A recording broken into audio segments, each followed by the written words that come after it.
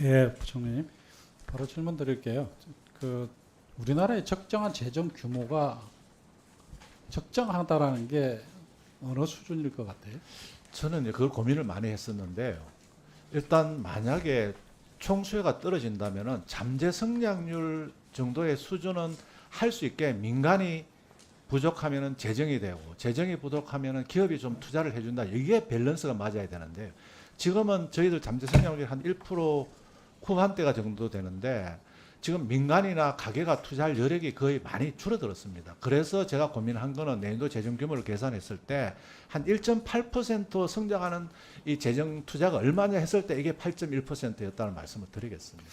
그러니까 재정 규모의 적정한 그 수준이 어느 정도냐는 뭐 다른 나라하고 비교해 보는 게 제가 볼 때는 네네. 제일 맞지 않을까 싶은데요. 우리가 보면 일반 정부 수입을 보면은 OECD 평균보다, 이거는 OECD 통계인데요, 평균보다는 한 3.5% 정도 적고요.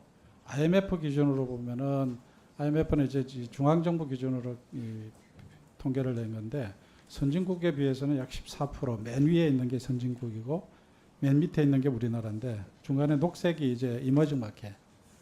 그러니까 선진국보다는 한 14%, 이머징 마켓보다는 한 3, 4% 정도. 그러니까 우리나라의 재정 규모의 수입이, 재정 수입이 상당 수준 바닥이다, 이렇게 볼 수 있는 거잖아요. 네. 그래서 이제 조세 부담률을 보니까는 2024년, 올해는 지금 2023년까지만 나왔는데 24년이 17.7%인가 그렇게 되죠. 17% 네. 됩니다. 그래서 OECD 평균과 보면은 약 5, 6% 정도의 차이가 나죠. 조세 부담률에서도 보면은. 그다음에 이걸 국민 부담률로 나타내면은 OECD하고 약 10% 정도 차이가 납니다. 그만큼 이제 우리가 기준으로 대충 보고 있는 OECD하고의 비교를 해봤을 때 상당히 이 재정 규모가 작다, 이렇게 평가를 할 수 있겠죠.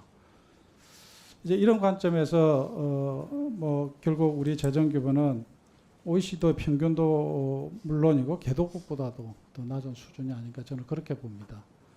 이제 그렇게 되다 보니까 이 재정이 제 역할을 하고 있냐라는 질문을 던질 수밖에 없잖아요. 보통 우리가 재정의 역할이라고 할 때는 자원의 효율적인 배분, 소득 분배, 경기 대응 뭐 이렇게 이제 많이 얘기를 하는데, 이걸 소득 분배라는 관점에서 봤을 때 보니까 이 진위계수 개선율, 이것도 OECD 이제 자료인데요. 22년 기준으로 봤을 때 한국이 세전 세후 진위계수 개선율이 18.2%예요. OECD 31개국의 평균 31.2%인데 한국은 31개국 중에서 바닥입니다. 28위 수준이란 말이에요. 그러니까 이렇게 보면은 재정이 제 역할을 못하고 있다, 이렇게 볼 수 있는 거 아니에요? 어떻게 보시나요? 예, 뭐 또 소득 재분배 측면에서 또 정부가 또 더 이렇게 사실은 재분배라는 게 걷어서 이렇게 써야 되는데 또 거둔 데는 한계가 있고 이러다 보니까 아마 지출 쪽에서도 확장하기가 어려운 그런 제약이 있다고 보여집니다. 네, 이렇게 지금 재정이 뭐 경기 조절 능력도 그렇고 소득 분배에 있어서도 그렇고 네. 제 역할을 못하고 있다, 저는 그렇게 보고 있습니다. 네. 더 나아가서 과연 재정이 미래 지속 가능성이 있느냐, 3차 장기 재정 전망을 최근에 발표를 했었잖아요. 네네. 그걸 보면은 이 2065년까지로 보면은 재정의 총 지출이 약 8% 정도가 늘어나는데 의무 지출은 10% 정도 늘어나죠. 그렇게 되는데 결국은 이 의무 지출이 늘어나는 것이 총 지출 늘어나는 것을 능가하는, 그러니까 대부분이 의무 지출이 늘어나고 있는 거죠. 네. 과연 이 의무 지출을 지금의 재정 규모로 감당할 수 있느냐, 여기에 대한 의문을 저는 가지고 있어요. 더 나아가서 국가 부채 비율이 현재의 조건이 변화되지 않는 한은 65년에 156.3%로 된 거죠. 그런데 기획재정부의 자료에 의하면은 지금보다 조세 부담률을 약 3% 올리면은 109% 정도로 떨어지고 5%포인트로 상승을 하면은, 즉 이 5% 수준이라는 것은 2022년도의 조세 부담률과 비슷한 수준입니다. 이렇게 됐을 때는 2065년에 국가 부채 비율이 81% 수준으로 떨어진다. 이렇게 이제 통계가 나와요. 결국은 이 재정 규모를 늘리고 그리고 또 조세 부담률을 높이는 것을 통해서 국가 부채 비율도 낮추고 재정의 역할을 더 강화할 수 있다.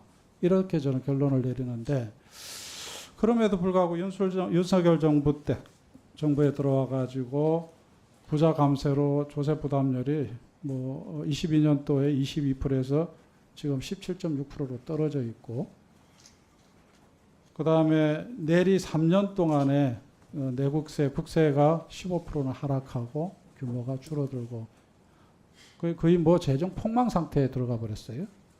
그러다 보니까 이재명 정부에서 이 재정 운영의 어려움은 더 힘든, 더 심해지는 상황이 돼버린 것 같죠. 이제 그런 관점에서 재정이 제 역할을 제 역할을 찾아갈 수 있도록 해줄 뿐만 아니라 미래 지속 가능성을 위해서도 저는 조세 부담률을 특히 늘리는 정책을 이재명 정부의 중요한 정책 과제로, 특히 기획재정부, 앞으로 뭐 기획예산처가 되겠습니다만은 경제 당국이 중요한 핵심 과제로 삼아야 된다, 그런 생각을 하고 있습니다. 이 점에서 두 가지 관점 방향이 제시되는데, 하나는 윤석열이 파탄시킨 이 재정을 정상화시키는 게 첫 번째 과제고, 두 번째로는 중장기적으로 재정 규모를 늘릴 수 있는 방안을 지금부터 심각하게 TF를 만들어서라도 그 대안을 찾아내야 된다, 그런 제안을 드립니다. 부총리의 의견을 듣고 싶습니다. 예, 지금 사실은 이제 재정 상황이 그 고령화, 인구 감소 등에 따라서 세입은 줄어들고 세출은 또 소요가 많이 늘어나는 완전히 악의입 구조로, 그대로 둔다면 악의입 구조로 이렇게 계속 이렇게 벌어지게 되어 있습니다. 그래서 이걸 어떻게 이렇게 벌어지지 않도록 할 것이냐, 이게 이제 저희들 고민인데, 결국은 이제 경제가 우리가 그 총 요소 생산성을 높이는 그런 쪽으로 지금 생각을 하고 있고요. 그래서 총 요소 생산성을 높이게 되면은 아마 그 투자도 늘어나게 되고 노동 생산성도 높아질 가능성이 굉장히 높습니다. 그래서 GDP를 키우고, 그래서 자연적으로 우리가 뭐 의원님 말씀하신 대로 조세 부담률을 높이면 좋은데, 또 국민들께서 지금 어렵기 때문에 당장 쉽지 않을 겁니다. 그래서 저희는 GDP를 좀 키워서, 그래서 글로벌 경쟁력을 가져서 글로벌 시장에서 많은 수익을 얻어서, 그래서 선순환 구조로 가져게 되면 다시 또 소득 재분배도 할 수 있고 재정의 경계 대응도 더 강화할 수 있지 않나, 이런 생각을 가지고 있고요. 물론 그 과정에서 의원님 주신 것처럼 재정의 역할을 할 수 있도록 하고, 그 다음에 지금 현재도 어떤 세입 또는 재정 제도 중에서 우리가 과거에 좀 이렇게 제대로 대응하지 못한 부분을 좀 찾아서 정상화할 건 정상화하고, 또 혜택을 줄 건 주고, 또 혜택을 처리할 건 처리하고, 이런 강약이 없는 재정 운영을 해서는 이게 그냥 총론적으로 재정이 뭐 확장이다, 무슨 이게 긴축이다, 이런 식의 얘기해서는 저는 이 해답이 없다고 봅니다. 그러면은 내부 확장을 하더라도 어떤 부분을 확장할 것이냐, 긴축을 할 때도 어떤 부분을 긴축할 것이냐. 그래서 전체적으로 확장, 긴축을 했을 때 이게 중립으로 간다든지 확장으로 가든지 긴축으로 간다든지, 이거는 좋은데요. 그런 고민을 하고 있고요.